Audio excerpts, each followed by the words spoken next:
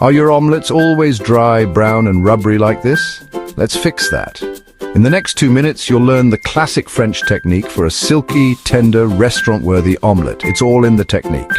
Now it starts with the eggs. For one omelette, crack 2 or 3 fresh eggs into a bowl, add a pinch of salt. Here's the chef's secret. Whisk them with a fork, and I mean really whisk.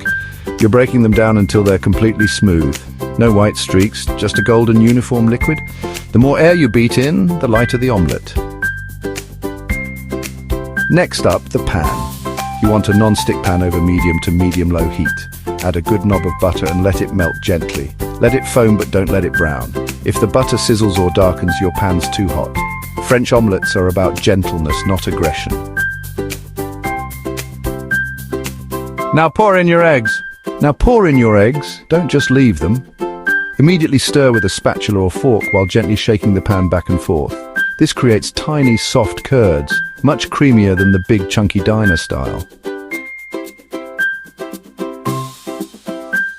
Keep moving until the eggs are about 80% set. They should still look wet and glossy on top. Resist the urge to cook them dry.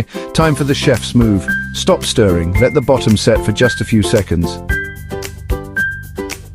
Now tilt the pan away from you and use your spatula to gently roll the edge of the omelette over itself.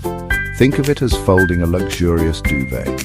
Keep rolling until you've got a neat little cylinder, then slide it onto a warm plate, seam side down. And that's it, the perfect classic French omelette. Pale yellow, silky smooth and utterly tender with a soft custardy center. No browning, no rubber, just pure elegance.